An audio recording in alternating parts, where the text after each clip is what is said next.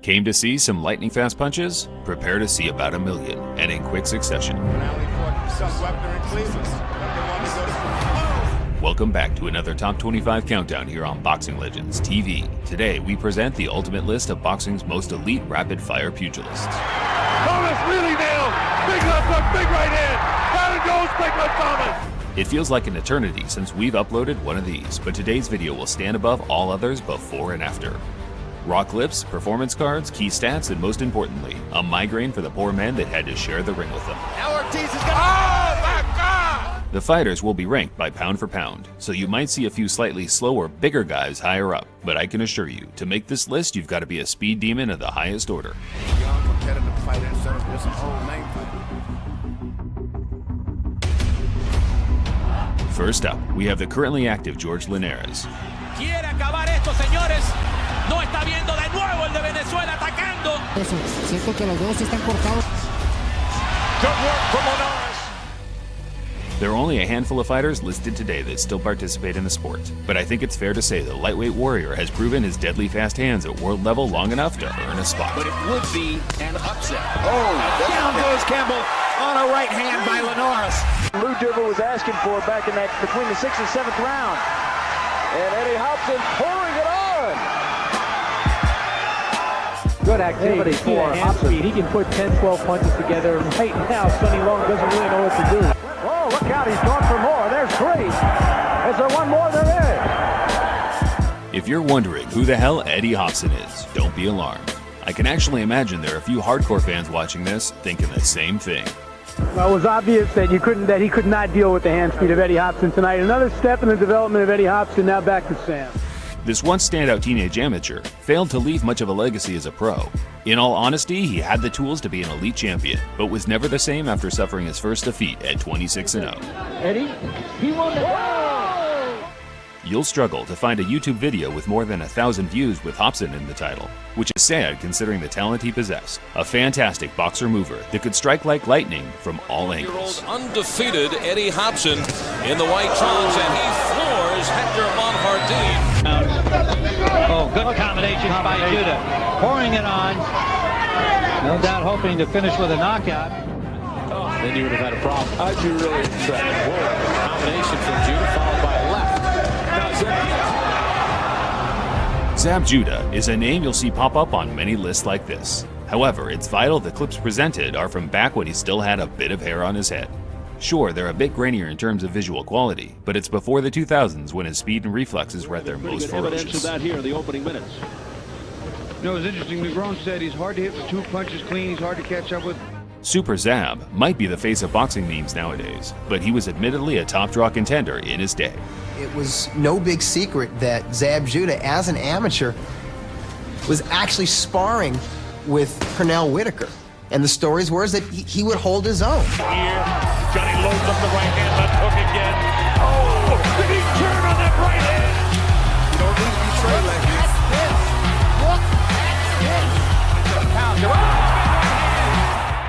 There were so many things to love about Johnny Tapia, with his amazing fighting style being just one of them.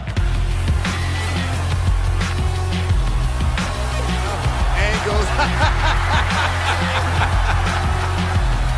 He's embarrassing the WBA's #1 contender. What can I tell you? One of the most unique boxers in history for the way he could knuckle down and trade in the center of the ring. Tapia had that crazy sort of speed that looked sped up at times, but I can assure you, like all the other clips in this video, it hasn't been manipulated in any way. That real power. Look at that. Whoa. Whoa, what a thump as Walker hits the canvas. North to finish the man puts another 2 rights down the pipe. They were down the pipe. It was a good comeback. Terrible Terry Norris was an explosive beast in his prime. If his opponent showed a slight glimpse of weakness, he would pounce faster than a starving cheetah, whether the bell had sounded or not. Round 3.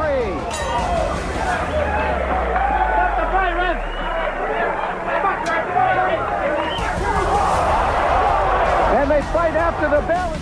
Outside of his dirty tactics, he was also known for his impressive hand speed and combinations, something the legendary Sugar Ray Leonard had to find out the hard way. Body blow landed by Terry Norris. Inside of 10. Norris. There's nothing else you can do about it. Here pretty soon. Absolutely.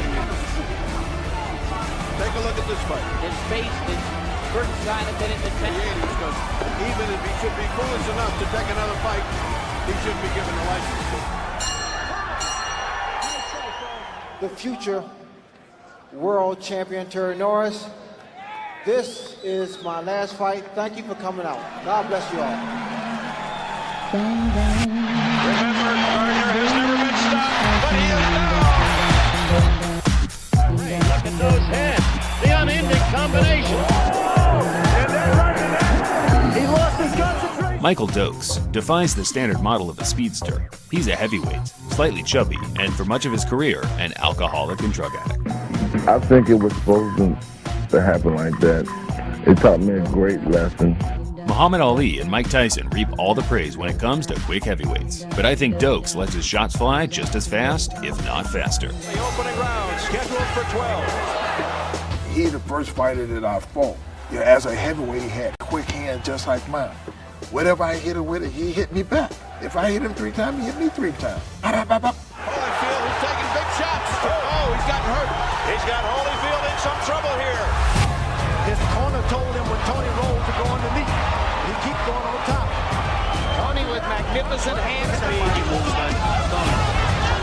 Left to the right. Down goes Delgado. That'll be it. While James Toney will always be renowned for his defensive wizardry during his prime, you'll have to give credit where it's due and rank him amongst the top middleweights of all time in terms of hand speed as well.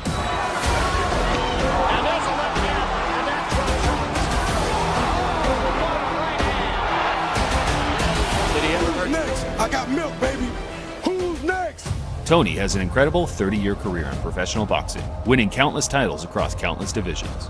While I enjoy watching an overweight James toy with the guys up at cruiser and heavyweight, nothing compares to the slim 160-pound version of himself. A good 6 to 7 years of pure destruction.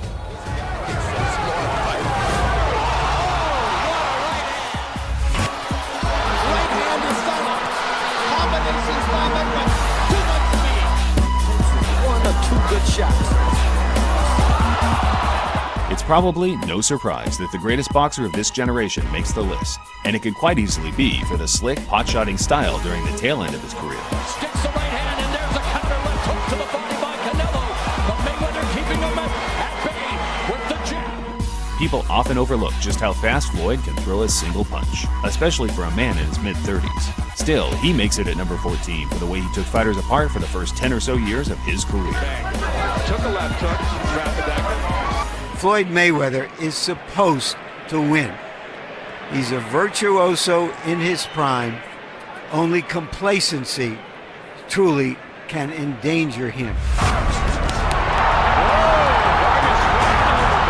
Steele, De La Hoya with the punishment, and that's it. Oscar De La Hoya turned pro in 1992, and it wasn't until the turn of the century where he started to suffer the defeats we see on his record today. During that time, he fought Hall of Fame legends back-to-back and took them apart with rapid-fire combinations. Lyndon Even the great Julio Cesar Chavez admitted he'd never seen speed like De La Hoya's. Chavez at this point now blood from the nose of Julio Cesar Chavez. I personally think Oscar is one of the most underrated fighters in the modern era. Glance over that resume and watch back some of the old tapes. A formidable talent beat only by himself. Duarte holding on. 14th round. Machado looking on. Alpin's close. He's close. What a brave man Oscar De La Hoya is. Expected. He said he's not looking for the Tyson of one Brazilian Mathis. There's a combination uppercut by Tyson. Tyson laid it on, pouring it on. Down goes Bruno into the ropes. Tyson clips him with the left hand. Look at that. Tyson moves in for the kill. 2 uppercuts to the left hand. Now the right combination. I hope you didn't think that we were going to miss out on Kid Dynamite. Mike Tyson set the model for how all short heavyweights should take to the ring against these modern-day dinosaurs. Tyson misses a left, and then lands a pulverizing left that sends Foley crashing to the canvas. Many regard Tyson as the fastest heavyweight of all time, which is fair enough, but to think many regard him as one of the hardest hitters as well, geez, you just have to feel sorry for his opponents. How dare them challenge me with their somewhat primitive skills?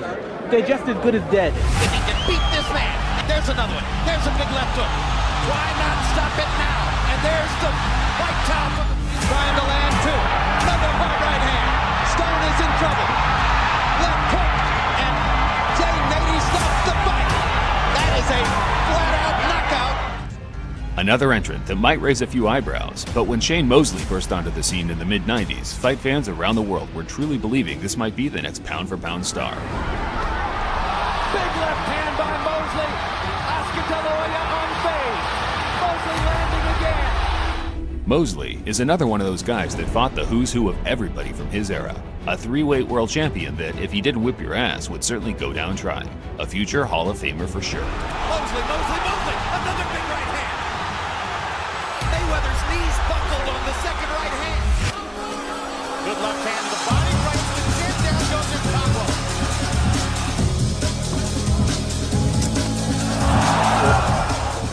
It pains me to watch back a young Gamboa and wonder how great he might have been if it wasn't for his promotional problems. No rings around my eye, ain't no blood coming out my nose. That should indicate I haven't been in there with Gamboa. Before his loss to Terrence Crawford in 2014, Gamboa was running through world champion with staggering ease, consistently firing off some of the most visually pleasing combinations you'll ever see. Prepared physically for this. Oh! Singa did not. Wow! Fast. Last night I cut the light off my bedroom, hit the switch, was in the bed before the room was gone. Come on. This isn't competition anymore. This is a bloodline.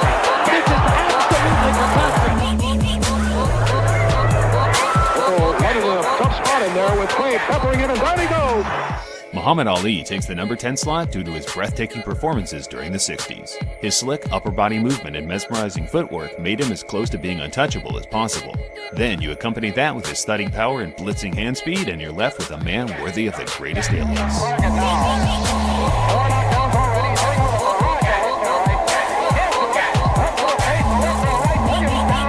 But the man's in trouble. I'm going to show you how great I am.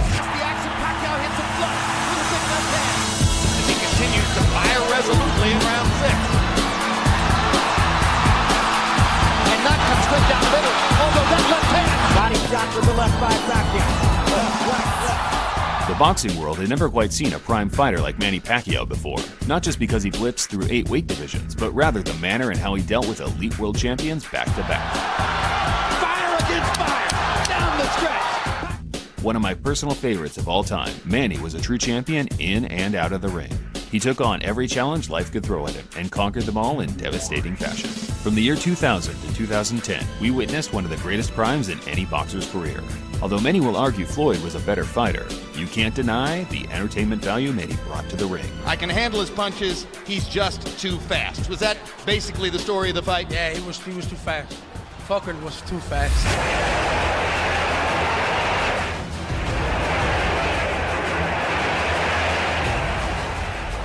Just as the undefeated Rocky Marciano called it a day, and just before the Big Bear Sonny Liston crushed everything in his path, a man by the name of Floyd Patterson reigned as the #1 heavyweight in the world.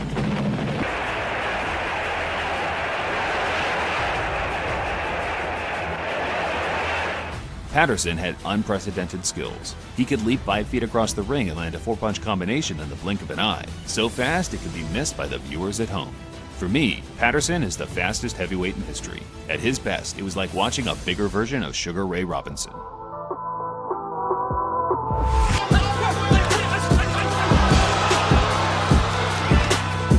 Decent chance, Price again. Blistering speed from Khan. Nacho.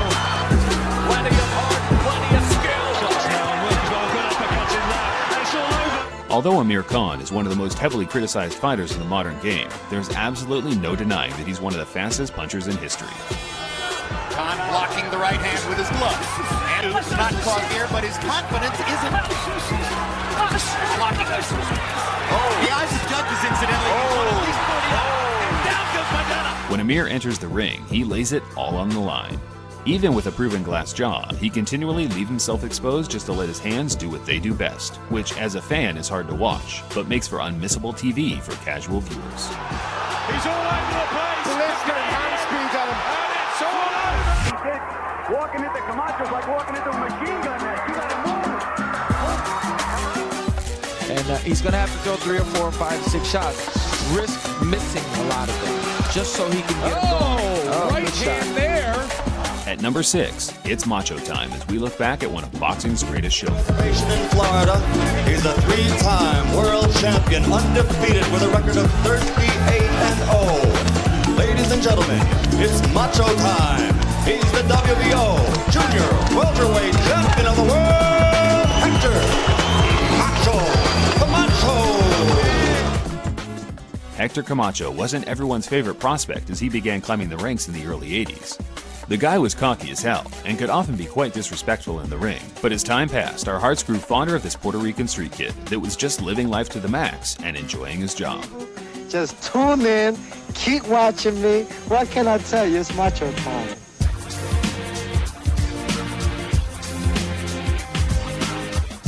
Right for the kill, a right and a left to the chin, and Walzak is down again. Now it's time to separate the boys from the men. Sugar Ray Robinson comes in at number 5 for his jaw-dropping speed during the 1950s. So Graziano has scored the first knockdown.